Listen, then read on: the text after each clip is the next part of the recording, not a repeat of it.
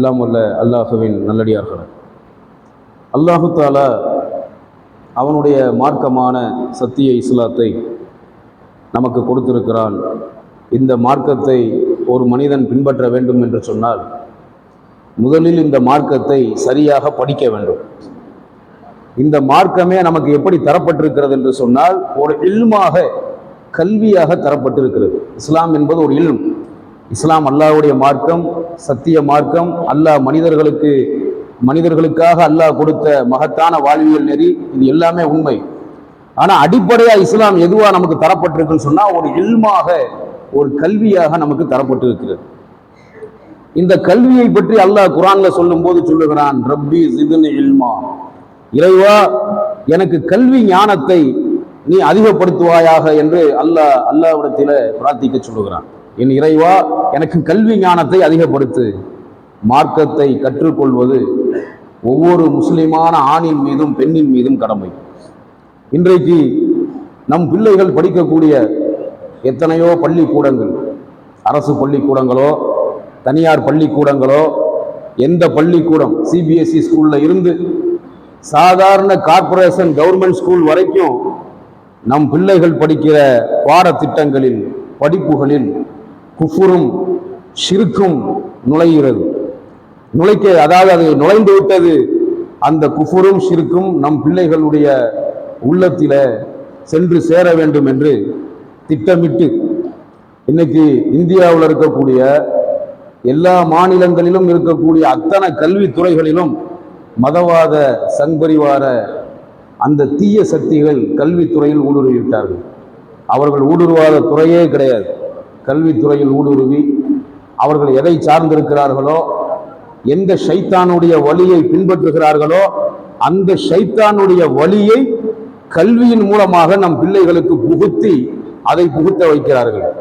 எந்த பாடத்திட்டத்திலாவது இஸ்லாத்தை பற்றி சொல்லித்தரப்படுவது போன்று பாடத்திட்டங்கள், சிலபஸ் இருக்கிறதா? அப்படி ஒரு சிலபஸும் கிடையாது. முஸ்லிம்கள் நடத்தக்கூடிய பள்ளிக்கூடத்தில் வேண்டுமானால், அதாவது விரல் விட்டு எண்ணக்கூடிய அளவுல தமிழகத்தில் இருக்கக்கூடிய ஒரு சில முஸ்லிம்கள் நடத்தக்கூடிய பள்ளிக்கூடங்கள், ஸ்கூல்கள்ல வேணா இஸ்லாமிய கல்வி ஒரு சப்ஜெக்டாக சொல்லித்தரப்படலாம். பெரும்பாலான பள்ளிக்கூடங்கள்ல இஸ்லாத்துக்கும் இபாதத்துக்கும் சம்பந்தமில்லாத வகையில தான் இன்னைக்கு பள்ளிக்கூடங்கள், கல்லூரிகள் எல்லாம் அமைந்திருக்கிறது என்பதை நாம் புரிந்து கொள்ள கடமைப்பட்டிருக்கிறோம். அப்ப இஸ்லாம் என்ற வாடையே இல்லாத பள்ளிக்கூடத்தில் படிக்கக்கூடிய நம் பிள்ளைகள், இஸ்லாம் என்ற வாடையே இல்லாத கல்லூரிகளில் படிக்கக்கூடிய நம் பிள்ளைகளுக்கு எப்படி இஸ்லாம் சென்று சேரும்? அதை சேர்க்க வேண்டியது நம் கடமை. அதற்குத்தான் பள்ளிவாசல்களில குர்ஆன் வகுப்பு நடைபெறுகிறது. குர்ஆன் நாம பள்ளிவாசல்ல பிள்ளைகளுக்கு ஓதி கொடுக்கிறோம், மக்தப் மதரசா நடத்துறோம். எதற்காக?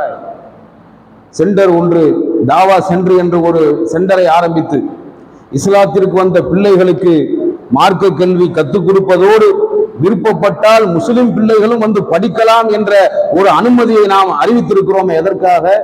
நம் மஹல்லாவில் உள்ள பிள்ளைகளுக்கு ஹராம் ஹலால் தெரிய வேண்டும் என்ற அந்த ஒரு நோக்கத்தை தவிர வேறு எந்த நோக்கமும் கிடையாது.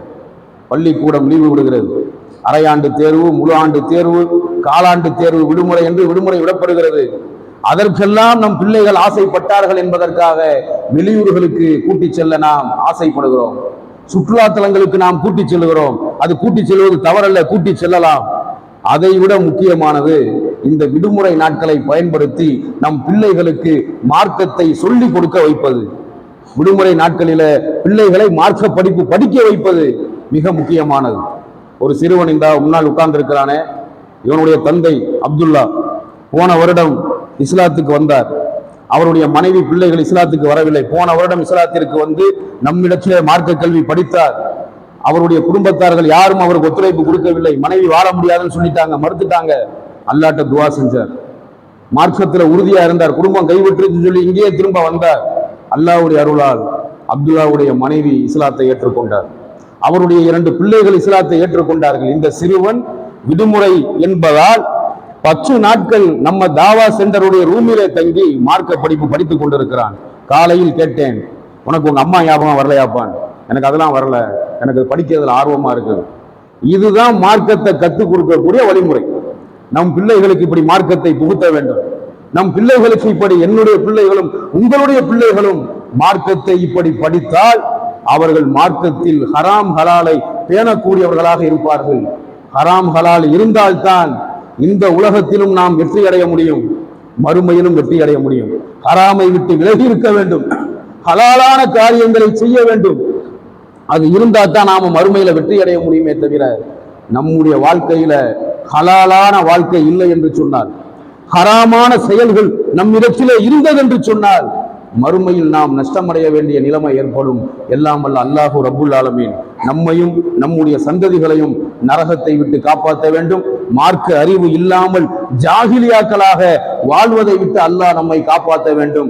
நேர் வழியில நம்மையும் நம்முடைய பிள்ளைகளையும் நம்முடைய வருங்கால சந்ததிகளையும் நிலைத்திருக்க செய்ய வேண்டும் என்று பிரார்த்தித்தவனாக என்னுடைய இரண்டாம் உரையை முடித்துக் கொள்கிறேன். வாக்கையில் உண்டாவானா அனில் ஹம்துலில்லாஹி ரப்பில் ஆலமீன். அஸ்ஸலாமு அலைக்கும் வரஹ்மத்துல்லாஹி வபரகாத்துஹு. அன்பார்ந்த சகோதரர்களே, ஜம்மியத்திலிருந்து காலண்டர் வந்திருக்கு. ஒரு மாதாந்திர காலண்டருடைய விலை 50 ரூபாய்.